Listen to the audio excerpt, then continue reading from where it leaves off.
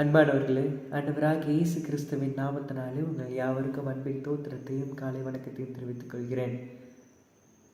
இன்றைய நாளிலும் நாம் ஒரு பாடலை பாடி இந்த தியானத்தை நாம் ஆரம்பிப்போம்.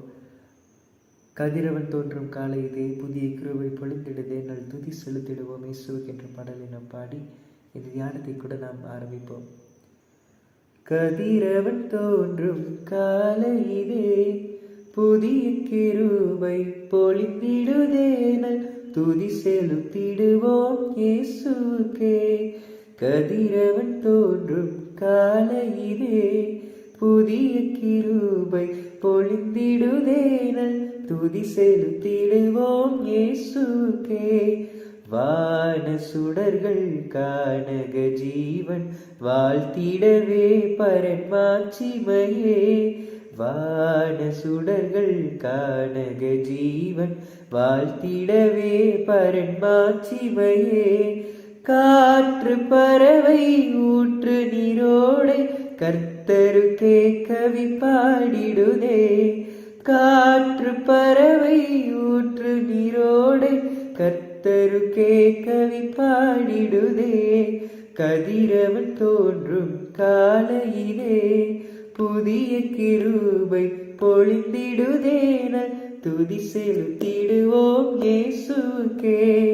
காட்டில் கதறி கானக ஓடை கண்டடையும் வெளிமான்களை போல். காட்டில் கதறி கானக ஓடை கண்டடையும் வெளிமான்களை போல். தாகம் தீர்க்கும் ஜீவத்த நீரா தற்பரன் இயேசுவை தேடிடுவோம். தாகம் தீர்க்கும் ஜீவத்த நீரா தற்பரன் இயேசுவை தேடிடுவோம்.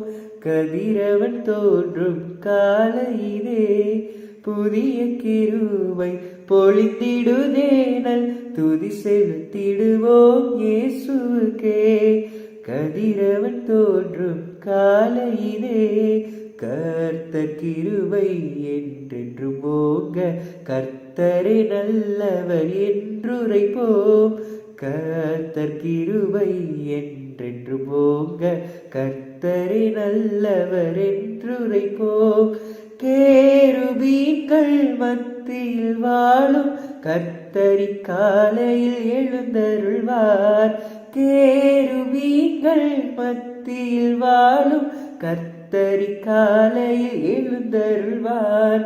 கதிரவன் தோன்றும் காலையிலே, புதிய கிருபை பொழிந்திடுதேனல் துதி செலுத்திடுவோம் இயேசுக்கே.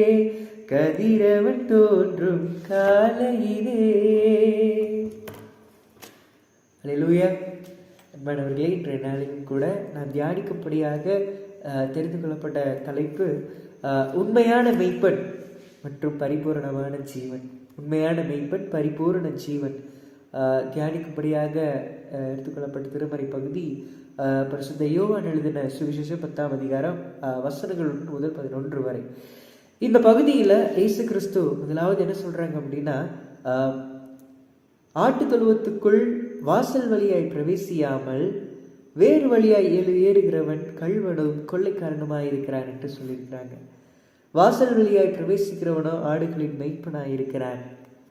நம்முடைய ஆண்டவராக இயேசு கிறிஸ்து ஒரு மெய்ப்பனாக, வாசல் வழியாய் பிரவேசிக்கிற ஒரு மெய்ப்பனாக இருக்கிறார். அவர் நாள்தோறும் நம்ம இடத்துல அவருடைய சத்தத்தை துணிக்க பண்ணுகிறார். இந்த வார்த்தைகளை, இந்த பகுதியில் கூட 3ஆம் வார்த்தையில், வாசலை காக்கிறவன் அவனுக்கு திறக்கிறான், ஆடுகளும் அவன் சத்தத்துக்கு செவி கொடுக்கிறது. அவன் தன்னுடைய ஆடுகளை பேர் சொல்லி கூப்பிட்டு அவைகளை வெளியே நடத்தி கொண்டு போகிறான். ஆம் அன்பானவர்களே, ஆண்டவராக இயேசு கிறிஸ்து நம் ஒவ்வொருவரையும் ஒவ்வொரு நாளும் சத்தமிட்டு அழைக்கிறவராக இருக்கிறார். இந்த பகுதியில் அந்த ஆடுகளும் மெய்ப்பனுடைய சத்தத்திற்கு செவி கொடுத்து கீழ்ப்படிந்து நடக்கிறது. மெய்ப்பனுடைய சத்தத்தை கேட்டு அதற்கு பின்பாக செல்கிறதா, மெய்ப்பனுடைய பின்பாக செல்கிறதா இருக்கிறது. மெய்ப்பன் அதற்கு முன்பாக சென்று அதற்கு வழிகாட்டுகிறார்.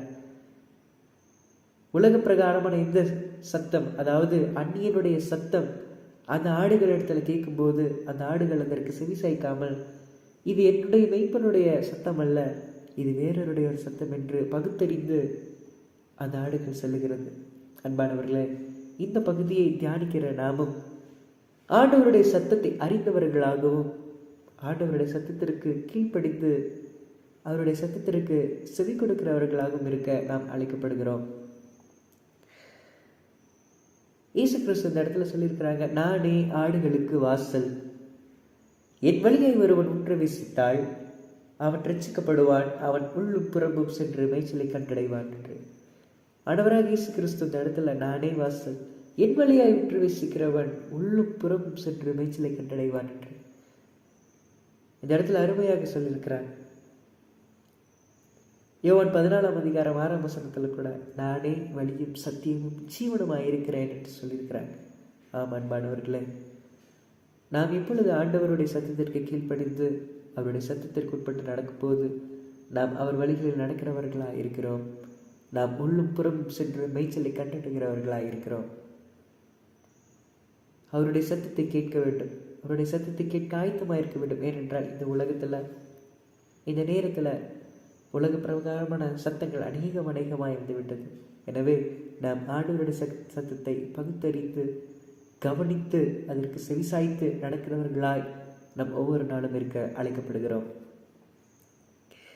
இந்த இடத்துல கூட நானே நல்ல மெய்ப்பன், கடைசி 11 நானே நல்ல மெய்ப்பன், நல்ல மெய்ப்பன் தன் ஆடுகளுக்காக ஜீவனை கொடுக்கிறான் என்று நாம் வாசிக்க கேட்கிறோம். ஆம், ஏசாயா 53:6 கூட நாம் எல்லாரும் ஆடுகளைப் போல வழி தப்பி அவனவன் தன் வழியிலே போனோம், அவர் நம்முடைய பாடுகளை ஏற்றுக்கொண்டார், அவர் நம்முடைய பாடுகளை ஏற்றுக்கொண்டு நடுக்கப்பட்டார் என்று வாசிக்கிறோம்.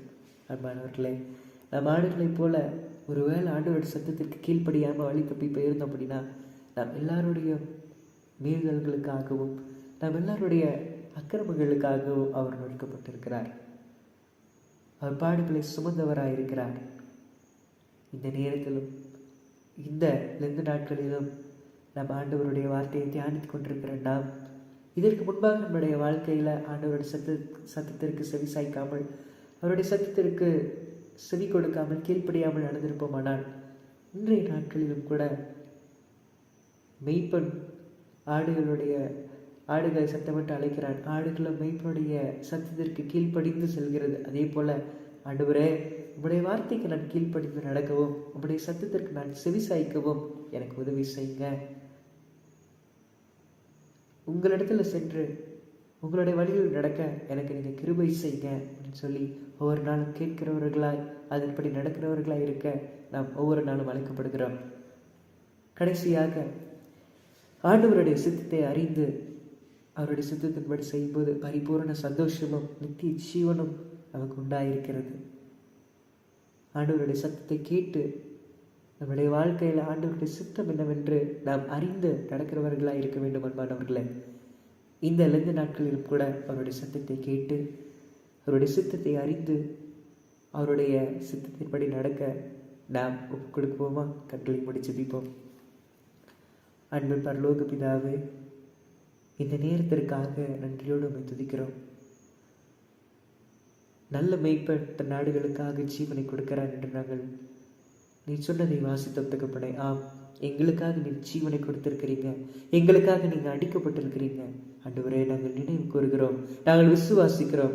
இந்த இடத்தில் நாங்கள் சிந்தித்த வார்த்தையின்படி வசனத்தின்படி ஆண்டவரே, நாங்கள் நம்முடைய வழிகளில் நடக்கவும் உடைய சத்தத்திற்கு செவிசாய்க்கவும் எங்களை ஒப்புக் கொடுக்கிறோம். நீரே எங்களை பொருட்படுத்த ஒவ்வொரு நாளும் நடத்துங்க. இந்த தியான பகுதியில் எங்களோடு கூட இடைப்பட்டதற்காக நன்றி செலுத்திக்கிறோம். இந்த நேரம் முழுவதுமாய் உடைய கருத்தில் ஒப்புக் கொடுக்கிறோம். நீரே பொருட்படுத்தி பலப்படுத்த போகிறதற்கு நன்றி செலுத்துகிறோம். இயேசு கிறிஸ்துவின் நாமத்தில் ஜெபிக்கிறோம் பிதாவே, ஆமென்.